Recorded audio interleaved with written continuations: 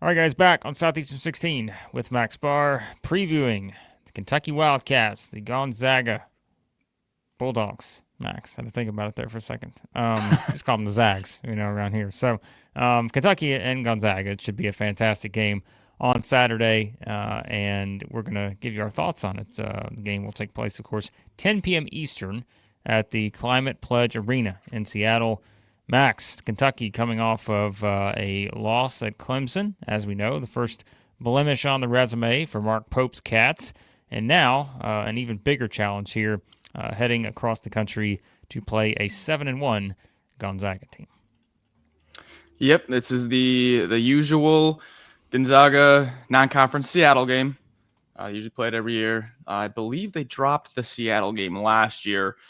No shame, though. It just happened to be against one of the best college basketball teams I've seen in my lifetime in last year's UConn team. So, looking at a potential betting spread, Blake, we don't have one yet, but KenPom has this game as Zags by 6. Bart Torvik has it Zags by 4. We're going to go somewhere in the middle, and we'll call it somewhere around 5. 2 possession and a half. Zags, short favorite here on the spread, Blake. Yeah, remember these two teams played a couple of years ago, 2023 season. They played, I think that game was November 20th, 2022. That was at the actual home arena, we know, for the Zags. They won that game 88-72. Kentucky never led for a single second in that matchup. But it's a different year. It's a different regime, Max, as we know, in Lexington, as Mark Pope has been sort of dishing out some really great offense. Now, it wasn't fully on display, as we know, at Clemson. Clemson used their defense to really make things difficult on Kentucky there, and let's call it what it is. Kentucky just missed some open shots that usually we're used to the team making. They go 7-27 from 3 in that game, and I think, Max, as you start to look at a game like this, it's pretty simple in terms of the math. Kentucky's going to need to make more shots, probably from the perimeter, to feel pretty good about this. When you look at the Zags, though, on the other side, holding opponents to 24.5% from 3 this season, that is 3rd in the country. Yeah, you know what you're going to get from Mark Few. You're going to have a very, very well-coached team. This is an old team, so 2 veteran teams. I don't think there's not going to be a situation in this game, contrary to the other Kentucky games where they have that advantage, where the other team's got that youth mistake out there. Nembhard just set the Battle for Atlantis record with 39 assists in 3 games. Yeah, 39 in 3 games. You heard that right. So it's going to be, I think I have written down, I have it as faster tempo game than Clemson. Kentucky should be a little bit more comfortable here. Mm-hmm.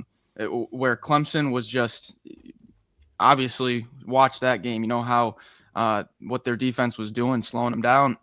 Excuse me.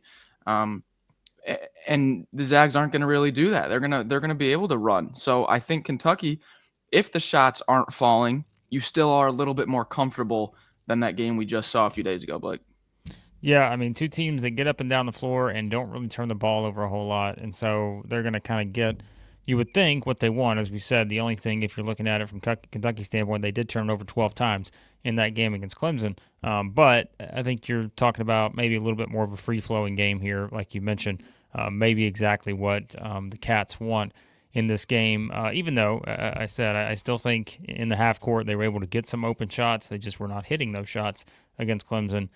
And you're going to have to do that against the Zags because, as you mentioned, you look at this team specifically from an offensive standpoint. I mean, they're pretty outstanding, which you would expect from a Mark Few team. And, they have a ton of experience, as you said. Nembhard just dishing it out left and right. And we know just, I think, the challenges they're going to present when it comes to, Kentucky defensively here. I think we've talked about it, like their perimeter defense and that, combination of Butler and Owe and what they can do. That's going to be put to the test here in a game like this. But, the numbers have been great for Kentucky so far in that category. But I think that is certainly something here where we talk about the guard play, I think, specifically. We mentioned, Brea did not have his best game against Clemson because why? He didn't play a lot. And you look at, we talked about some of the defensive things. Kirk Kreese certainly did not have his best game either I think this is one of those games where, you're going to need probably your full depth, I think, of guards here to really produce, to feel good about your chances of winning a game like this. I'm glad you brought that up, Blake, because Lamont Butler, he had that ankle tweak, and that that definitely impacted them in that first half. He is so important to this team. Besides the rim protection of Amari Williams, I'd say the stuff that Lamont Butler does is the most important stuff for this team. So, situation to monitor very closely there. If I don't think he's going to be out, I haven't seen anything like that. But if he is out or severely limited on a minutes restriction, major impact on this game. So, as we're recording this, I think we're going to assume he's playing. But if that does change, just know Lamont Butler is going to have a major impact on this game, whether he plays or not. And the reason why, also, you brought up the Brea and Creasa not playing. If Lamont Butler's not good to go, Mark Few is an offensive mastermind that can take advantage of any. He'll draw it up and he'll start taking advantage of the defensive mismatches. So situation to monitor there with Butler, Blake. We hope he's good to go. Well, if you want to be a mastermind when it comes to betting, Max, I'll tell you, there's somewhere you can go to do that. Did you know that? It's actually going to be at BetOnline because they continue to be the world's most trusted betting platform, your number one source for online betting. If you want to bet on these games, go check out BetOnline. They've got the earliest odds to in-game live betting. BetOnline provides you with all the action, the ability to watch the games as they happen. Largest selection of odds from everything from football, the NBA, college basketball, NHL, UFC. It's all there. Head to BetOnline today. Don't forget to use that promo code BELIEVE, BLEAV, for your welcome bonus on your first deposit. BetOnline, the game starts here. Thoughts on the front court in this game, Max? Very interesting dynamic there on both sides as well for Kentucky and the Zags. Yeah, I mean, no secret about it. Ian Schieffelin had a monster game, but on the boards, right? Amari Williams did a fantastic job not letting him complete those O boards into points. The defense of Amari Williams on whether it's Huff, whether it's Greg, whether it's EK, whoever it is that's down there in the low post for Gonzaga, Amari Williams' defense is going to be extremely important.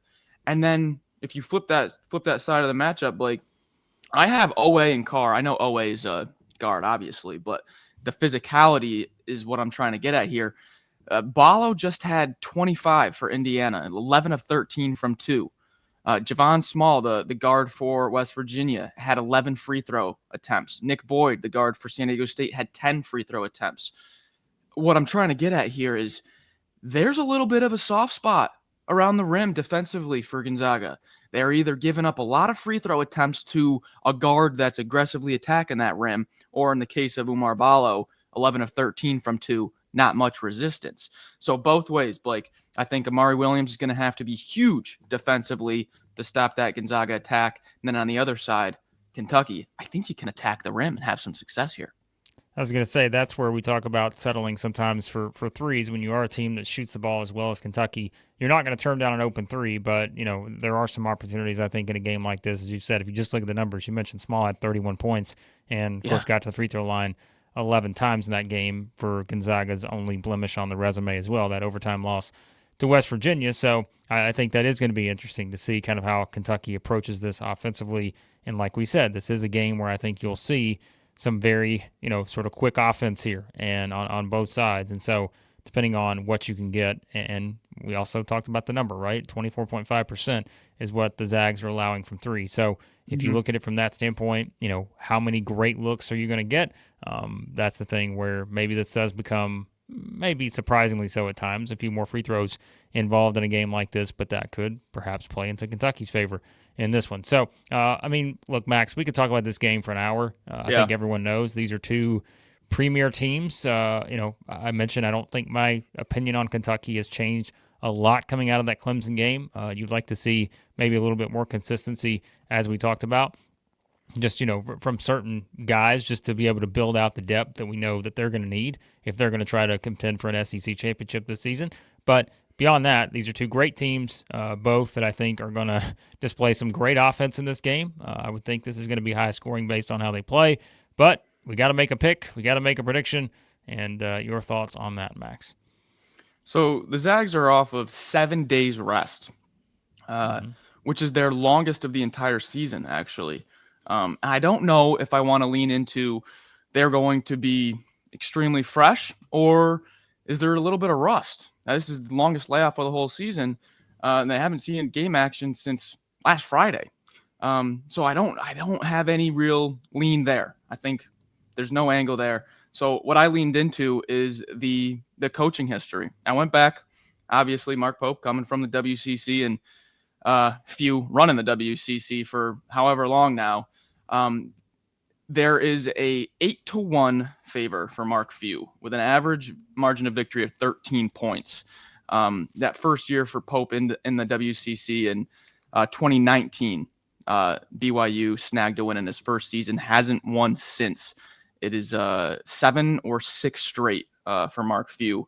And the only one that was close was the last one. It was a 1-point victory for Gonzaga. BYU made 13 threes at home and still lost that game. So I think this is going to be a very close, hard-fought game. If there's one thing that Kentucky has shown us this year, it's that if they do find themselves in a hole, they do go on a little bit of a drought, they are going to fight back. I don't think Gonzaga runs away with this one. I think Kentucky plays far too hard defensively to let that happen. But if you combine Mark Few's record and Lamont Butler being a little bit banged up, I'll go Zags here, Blake. There'll be an SEC tie, as we know in this one. We didn't mention him a whole lot, but Caleb Battle, we know for the Zags, Oh, yeah. had a big game last year against Kentucky. Of course, Kentucky won that game, 111-102 this past March. He had 34 points in that game, got to the free throw line 18 times. Of course, we remember kind of the production he was giving Arkansas last season. So remember, that's kind of a former face from the SEC playing in this game. But I think this is one where, as you mentioned, this is a tough spot. I feel like for Kentucky, based off of losing that game at Clemson, the Zags have been sort of waiting now, and a big opportunity. Not an actual home game, but for all intents and purposes, there will be a lot of Kentucky fans traveling. We know that, but there'll be a lot of Zags fans there for this one too. And so I feel like this is one where when the Zags get rolling, we've seen how good they can be this year. Mm-hmm. You can say the same thing about Kentucky, and I will do what Kentucky fans want us to do, Max, because we gave them the Southeastern 16 kiss of death in the Clemson game. We all picked Kentucky to win that one, including Chris Lee. He's not here to add in the trifecta on the kiss of death, but we'll try to do the reverse mojo on this one. I'll pick the Zags. They are going to be favored in this game. And just remember, the last time both of us picked Duke to beat Kentucky, we know what happened. So, Kentucky fans, there you go. This is what you wanted. You asked for it in the comments. You shall receive. So, should be a great game. I mean, again, this is going to be high entertainment value in this one. Late tip, 10 Eastern. But should be worth everything in this one. Two great teams again, and I think you're going to see some really good offense on display in this game for sure. So there you go, guys. Our thoughts on Kentucky and the Zags. Let us know what you think about this game. How do you see it playing out? Who do you think is going to win this one there? And how do you see these two teams moving forward as we go into almost conference play time, Max? We're not that far away from conference play. Some conferences already getting started, but we'll have you covered here once we get things going in SEC play. And until then, so we appreciate you guys watching. Check out everything else on the channel. Hit that subscribe button on your way out. Turn on those notifications. And thanks as always for watching here at Southeastern 16.